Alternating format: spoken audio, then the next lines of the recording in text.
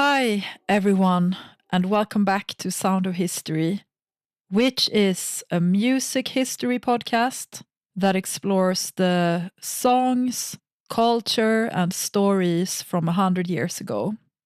But every now and then, I begin this podcast a little further back in history than that, because sometimes I am having a hard time choosing a starting point for my stories.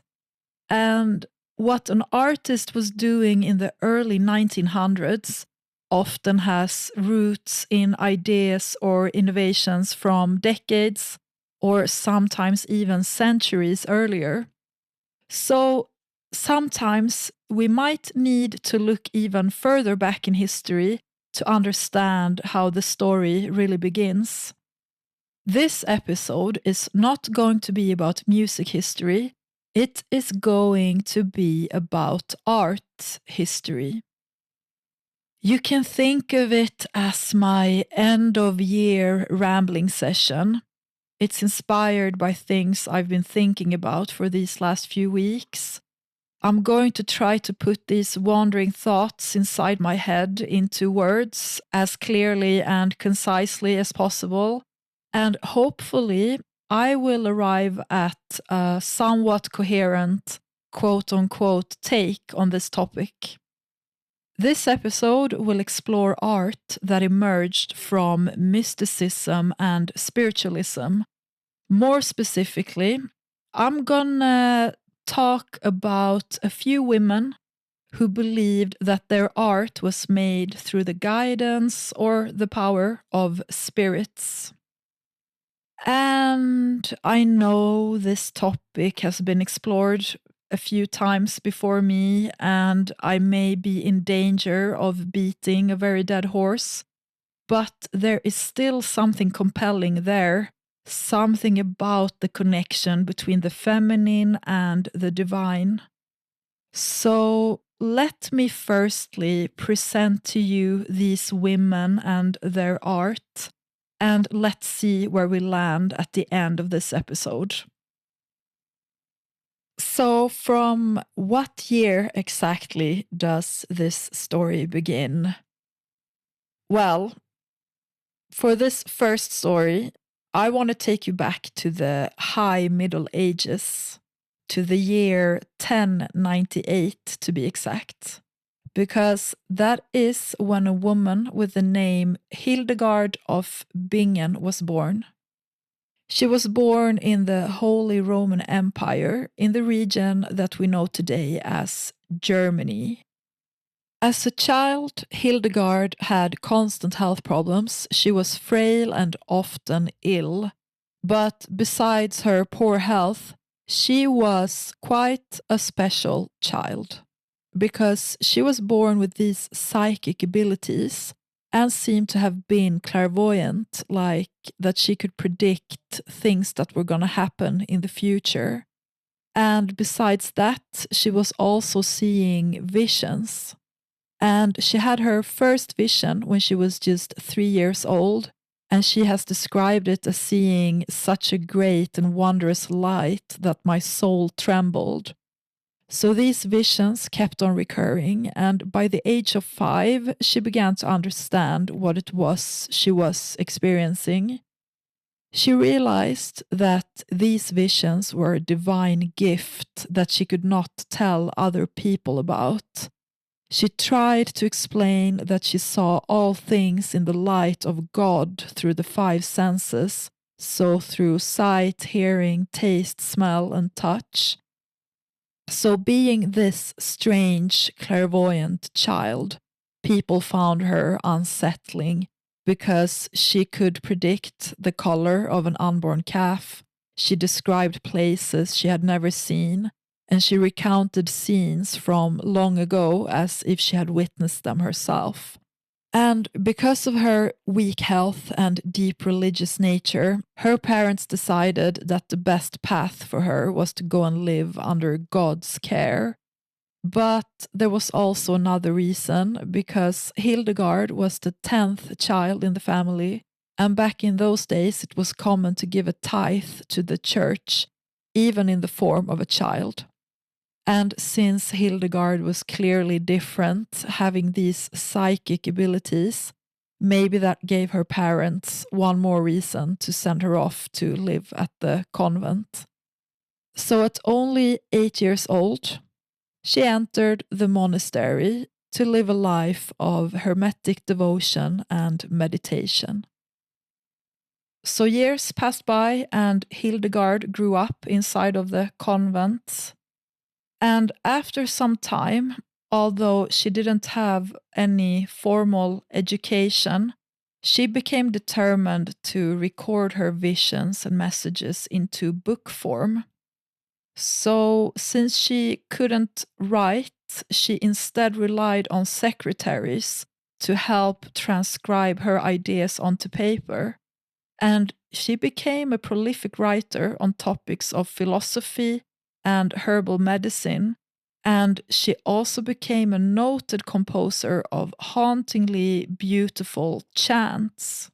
And as you can imagine, there is not a lot of medieval composers that we know of today, but one that really stands out is actually Hildegard of Bingen. And to this day, she continues to fascinate scholars, musicians, and spiritual seekers because she is a rare historical figure where music combines the worlds of faith, art, and mysticism. And she is, without question, the most famous composer of plain chant. Perhaps she has written more than the 77 surviving chants that we still have today. And people sing them in monasteries, they perform them in concert halls, and you can even find them in New Age recordings. And no other medieval composer has as many works attributed to their name as Hildegard of Bingen. And in her own words, she described her musical gift being completely divinely inspired, and she has said that without being taught by anyone, since I had never studied neumes or any chant at all, I composed and sang chant with melody to the praise of God and his saints. End quote. For Hildegard, singing and composing these chants was a form of spiritual connection, and each chant was, to her, a manifestation of God's presence through sound. Just imagine this medieval monastery and Hildegard and her sisters coming together to sing their daily prayers. When they sang, they believed that they were a part of a heavenly choir echoing the songs of the divine.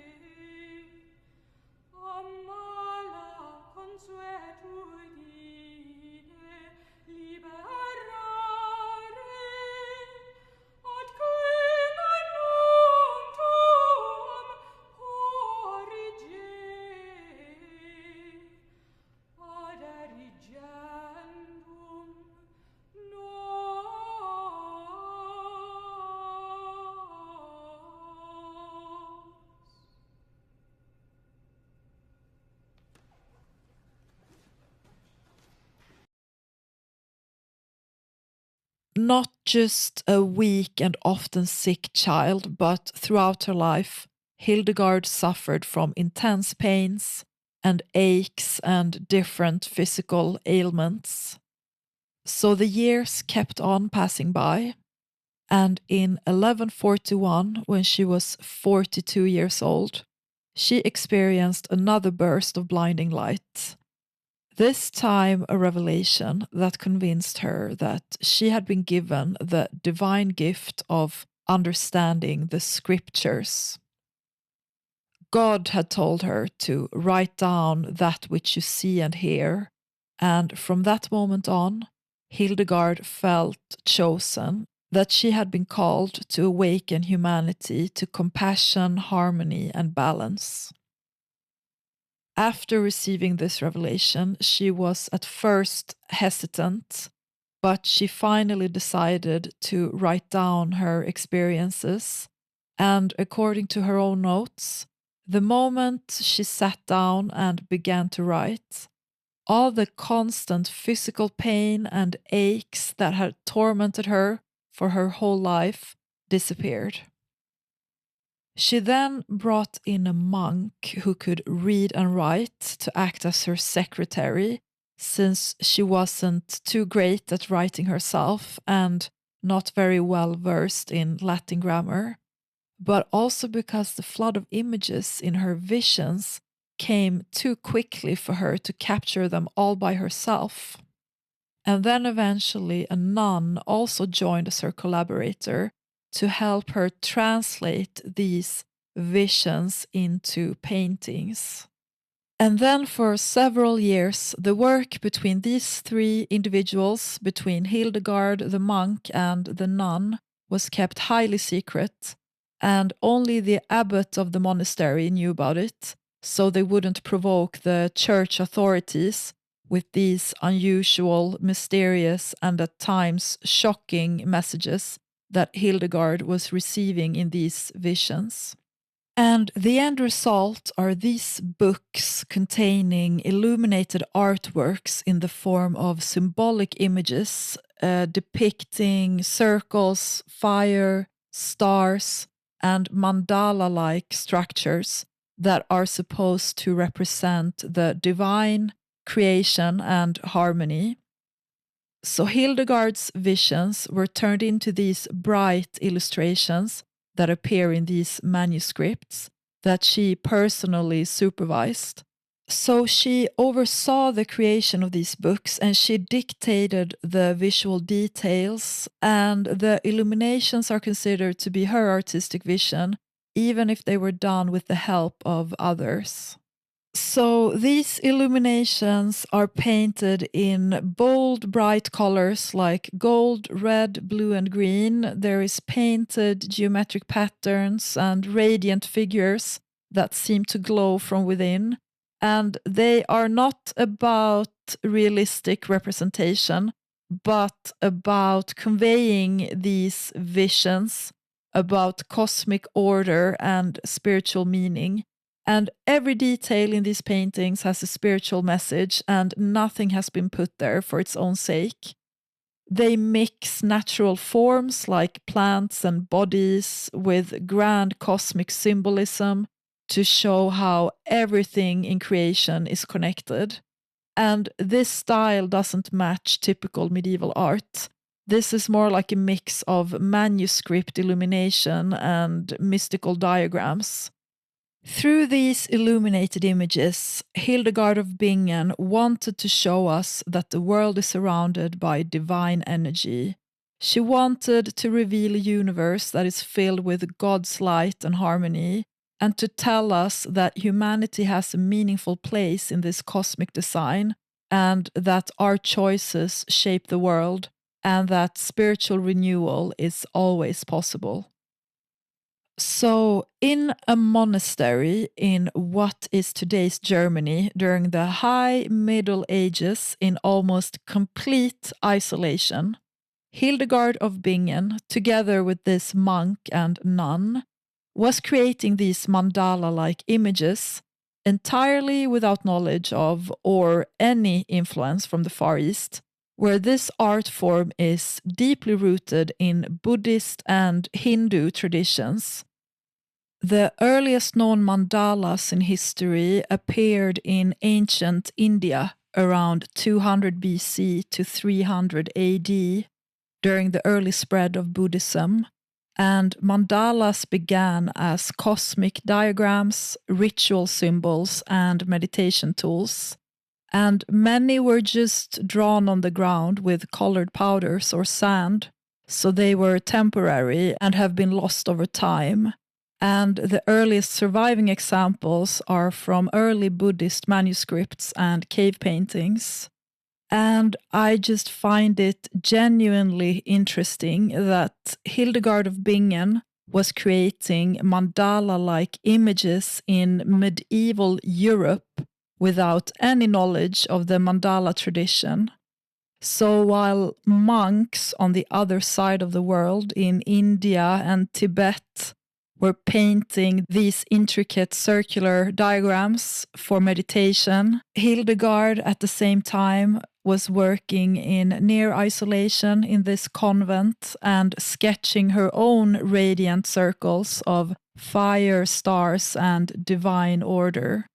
And she had no way of knowing that artists on the other side of the world were doing something very similar, yet completely independent of each other. Benedictine abbess in Germany, or today's Germany, and monks in East Asia turned to the circle as the perfect shape to express the universe, the divine, and humanity's place within it. And it's one of those moments in history where you can feel how deeply human these ideas are, how two cultures that are worlds apart used the same visual language to make sense of something bigger than themselves.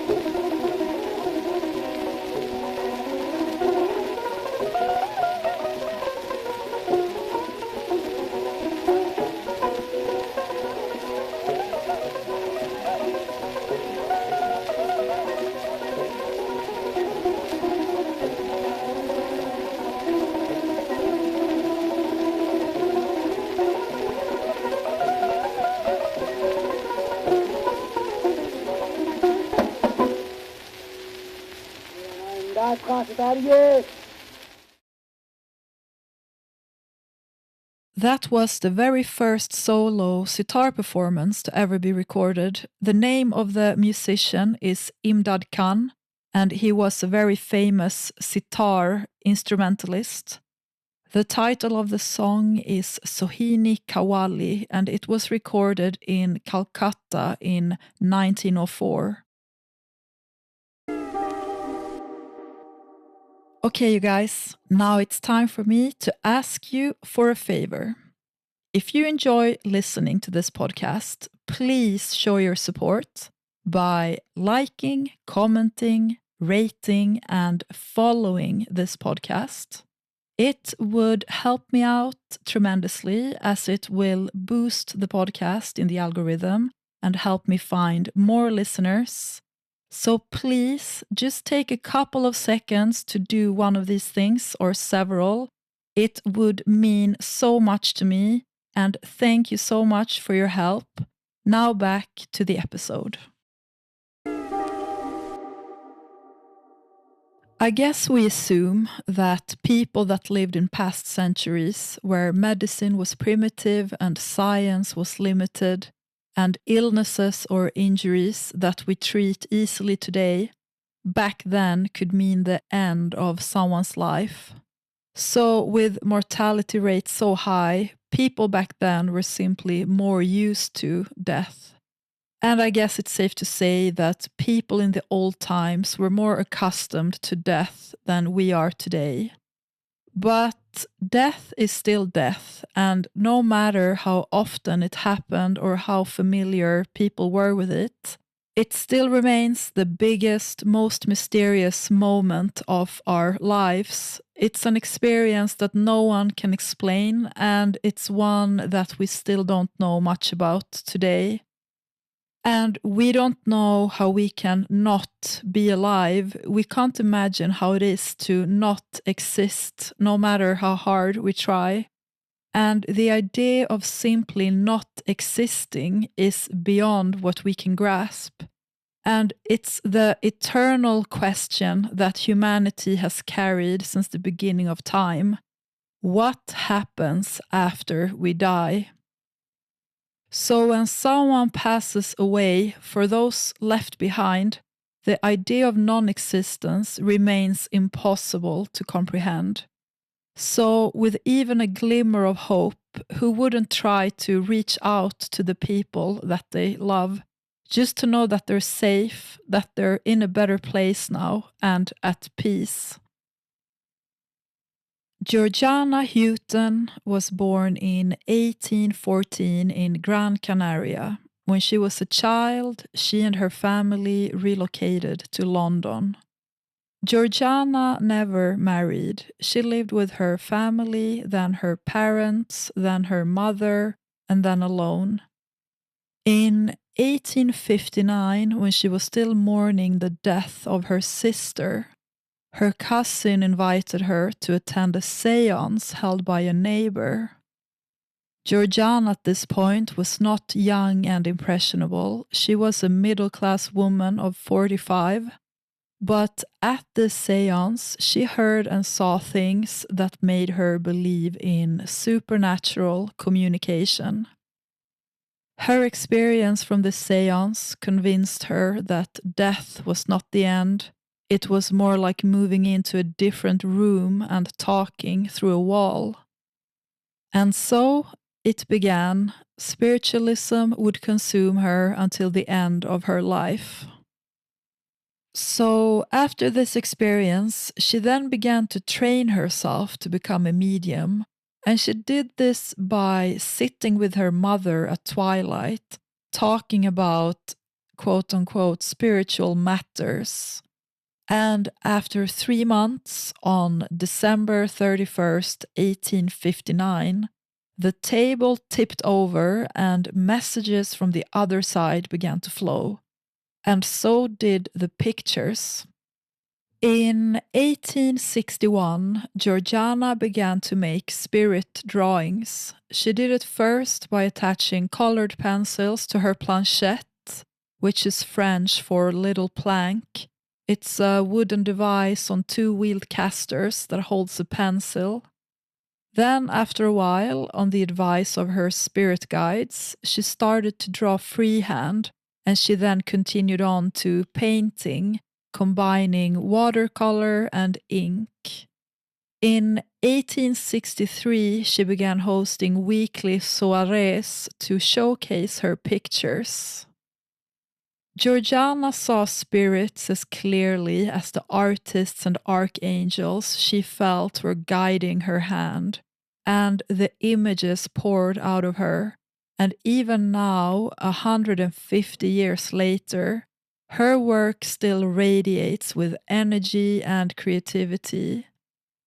Her dreams and visions explode with primary colors that swirl and dance beneath ghostly, semi-transparent white lines, spirals, and circles, and her pictures pulsate with life and rhythm, and they're both abstract and representational.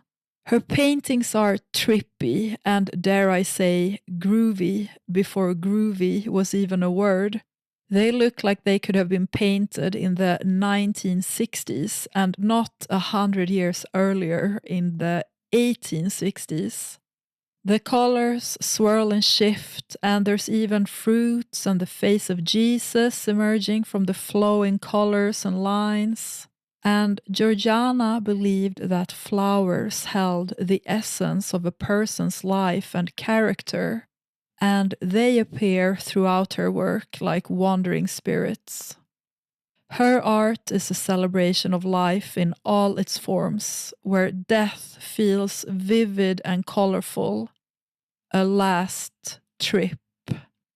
And no one else was making anything like this in the London art world of the 1860s.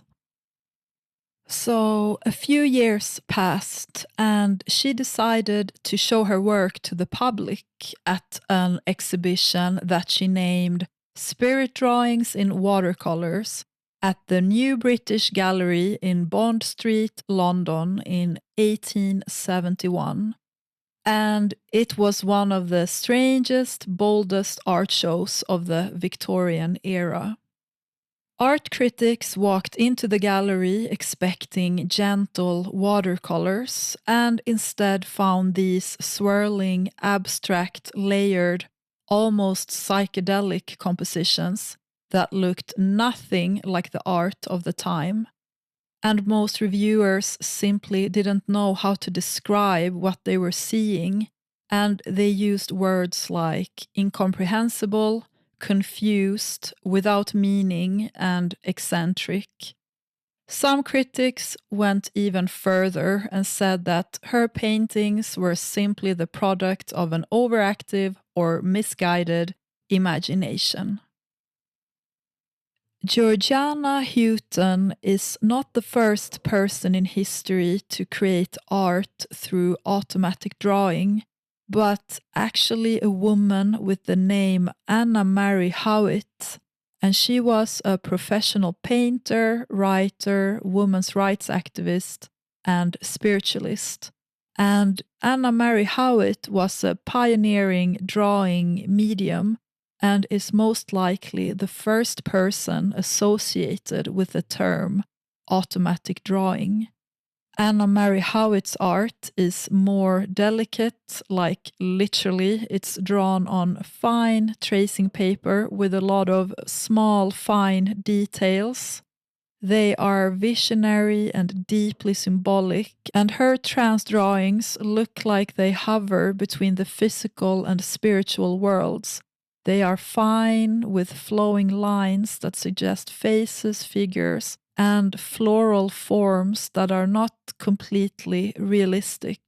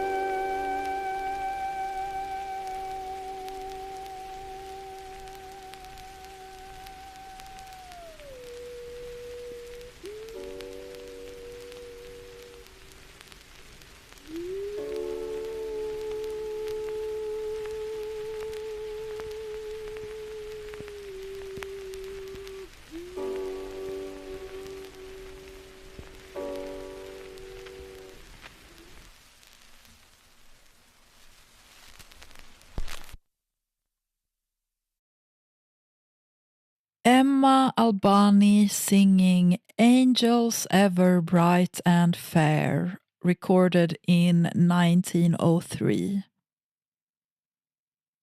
Hilma of Klint.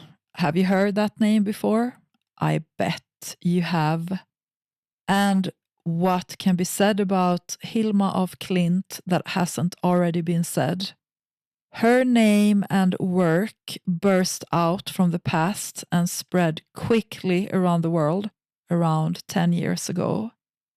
I have a print of one of her paintings hanging on my wall, and I am a big fan of her work.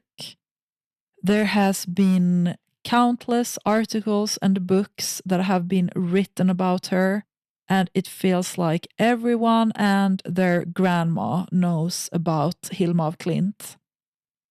I recently read a book with the title The Friday Night Club, and it's about Hilma of Klint and her 4 friends. These 5 women referred to their friend group as the 5. The 5 met every Friday night and held seances. And then, with the power of the spirits working through them, these women were doing automatic drawing or spirit-guided drawing, capturing the messages from the spirits on paper.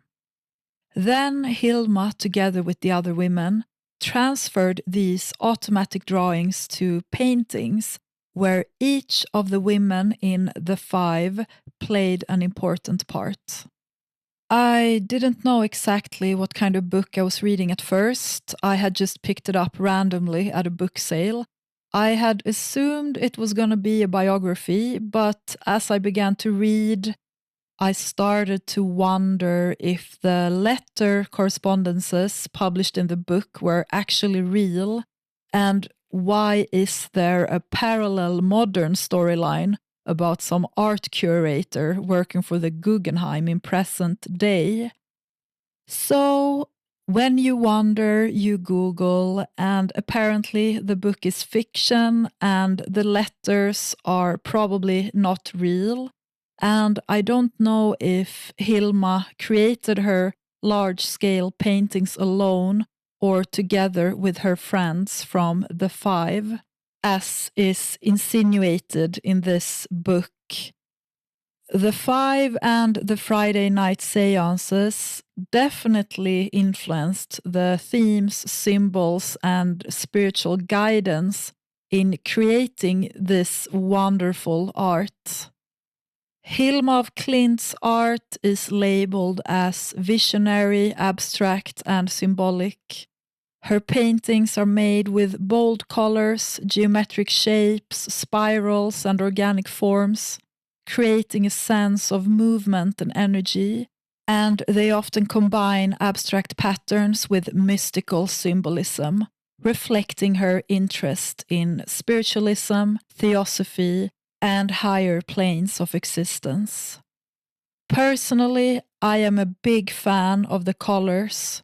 The choice of colors and color combinations.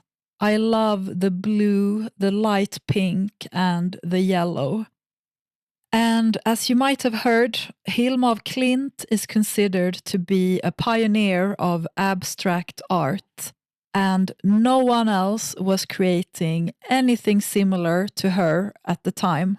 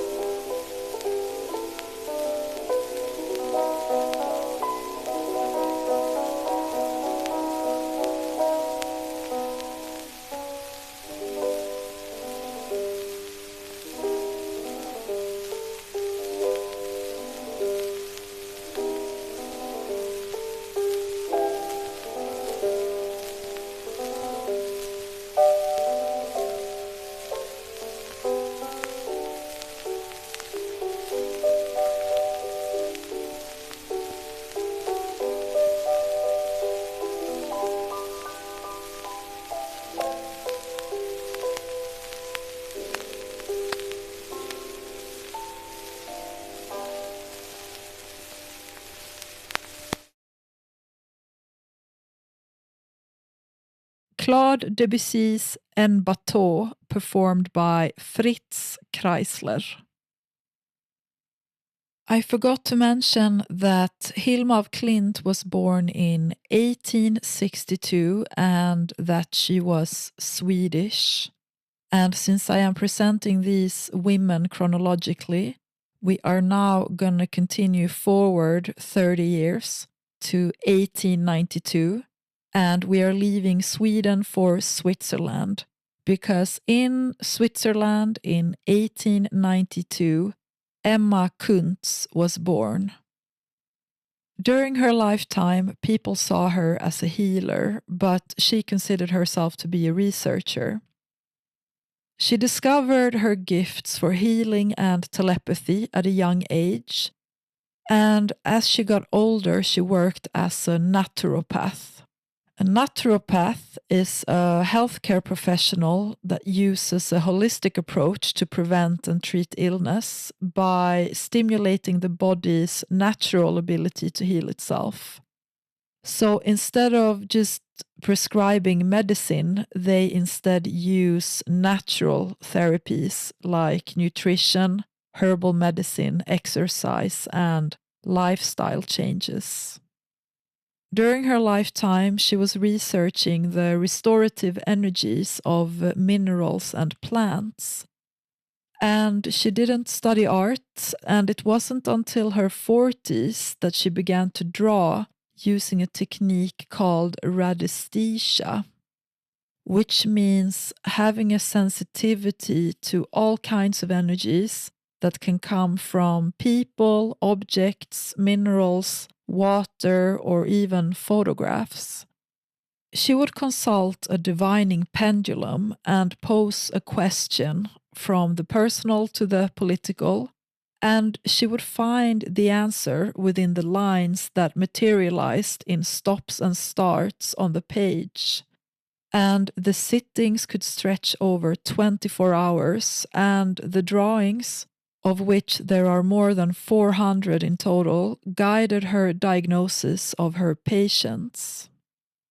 These drawings were made on graph paper with pencil, crayon, and oil crayon, and Emma considered them to be holograms that could be experienced multi-dimensionally.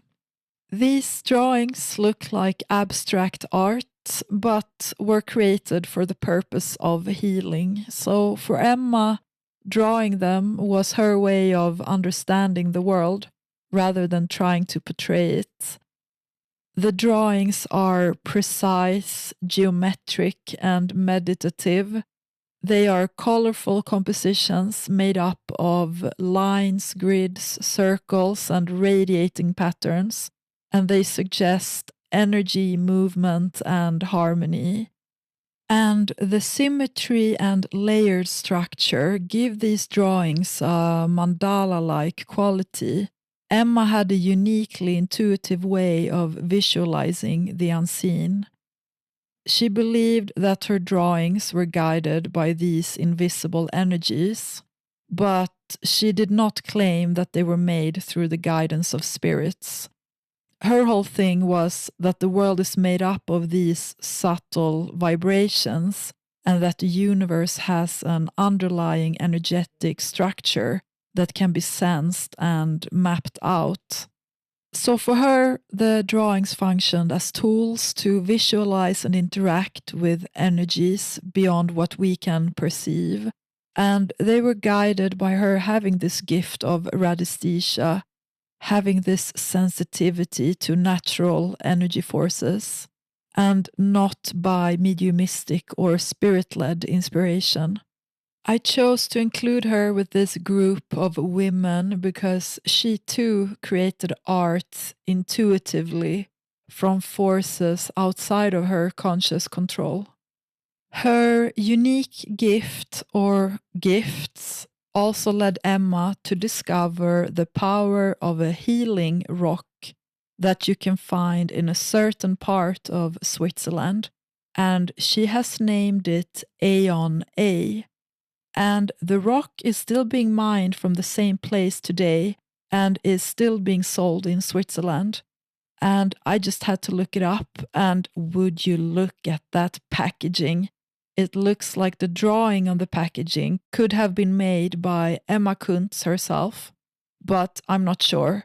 So Aeon A is sold as a stone powder, and it's used to treat rheumatological problems, sports injuries, damage to muscles, tendons, and ligaments.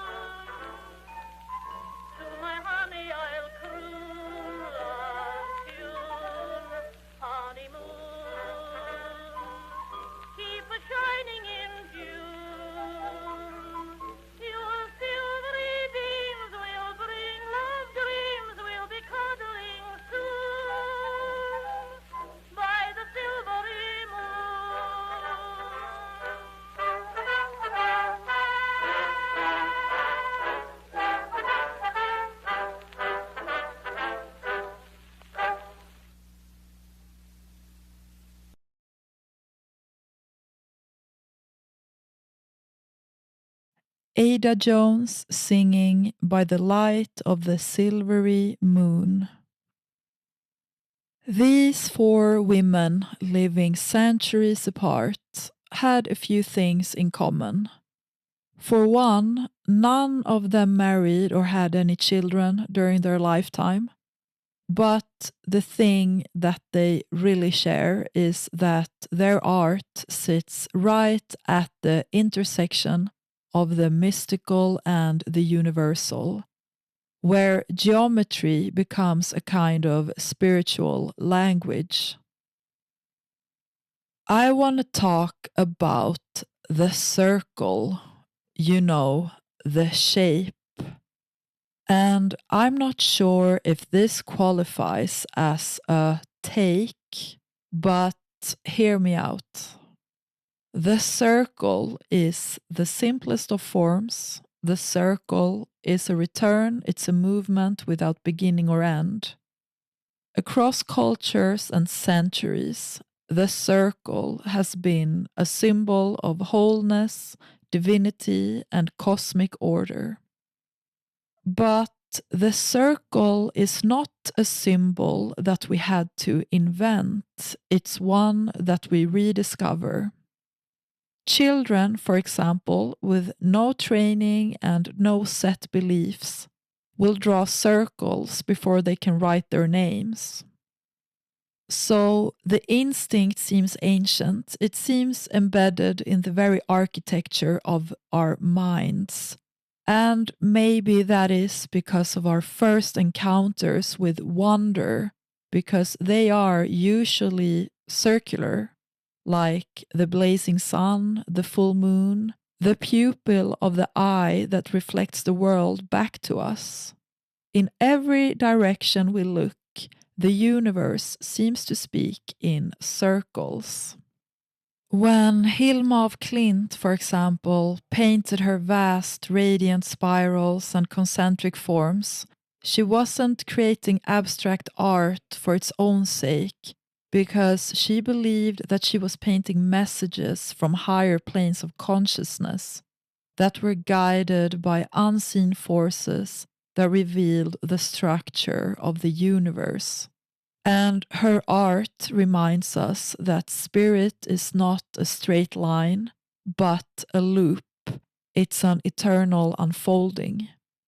Emma Kunz worked with circular geometries, and for her the circle was a diagnostic and divine tool, and it revealed patterns of harmony and dissonance in the invisible world. So in these women's work, the circle is not a decoration, but it's an emblem of unity, rebirth, and transcendence. And that so many women found their way to the circle is not a coincidence, because the circle carries with it a distinctly feminine significance. It's cyclical, regenerative, and inclusive, and the circle mirrors the womb, the moon's phases, the tides, and the menstrual cycle. And they are all patterns that speak of renewal rather than conquest. So, in contrast to the linear top-down structures that have shaped Western art and thought, the circle is equal, continuous, and open-ended. So, to draw a circle is to refuse the straight line of progress and power. To draw a circle is to imagine time not as a march onward, but as a continuous dance. So when the dominant language of art was rational, perspective-based, and male, driven by vanishing points and straight edges, women like Georgiana Houghton and Hilma of Klint found meaning in the curved, the infinite, and the intuitive. And their art erased the line between inner and outer, between self and the world. And the circle is the sacred geometry of simply being. And not only Hildegard of Bingen, but mystics across cultures and centuries have described having visions of circular mandalas or radiant orbs. And whether one dismisses this as a neurological phenomenon or glimpses of eternity doesn't really matter, because the symbolism is ancient and persistent. And the circle seems to be the form consciousness takes when it encounters the divine. And it is telling that reports of near-death experiences so often describe seeing a circle of light. So even at the edge of consciousness, the mind seems to reach for this geometry, as though the soul, in returning to the infinite, recognizes its own shape. In Jungian psychology, the mandala represents the process of individuation. It's the psyche's attempt to reconcile its fragmented parts into wholeness. Carl Jung saw mandalas as symbols of the self, a representation of the totality of the psyche that integrates the conscious and unconscious mind. And he believed that these circular, often symmetrical designs appeared spontaneously in dreams and art during times of crisis, acting as a compass to recenter the individual and guide them toward a state of balance and wholeness. Carl Jung also used mandala drawing as a therapeutic tool to help patients reconcile conflicting parts of their personality and to achieve psychological harmony. And he himself drew mandalas every morning for many years, documenting them in his Red Book. The structure of a mandala with its center and quadrants help to organize psychological divisions and integrate the various parts of the personality, such as sensation, feeling, thinking, and intuition.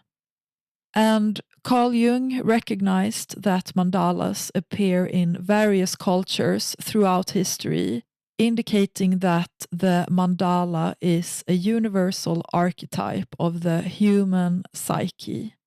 The circle is both cosmic and deeply human. It's the pattern of galaxies and atoms, of eyes and cells.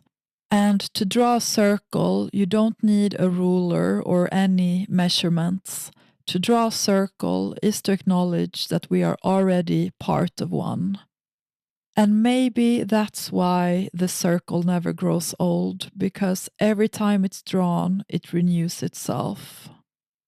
And the female artists who traced the circle onto their canvases weren't just painting shapes, they were expressing a deeper sense of being. Okay, you guys, that was the last episode of the year, and I have just completed my first year of podcasting. It has been a lot of fun, and I am planning to come back and continue making Sound of History in 2026. If you have enjoyed listening to this podcast, or maybe you just dropped in and this is the first episode you're listening to, either way, if you want to support this podcast, you can do so by a one-time donation of $5 to this page that I have just set up.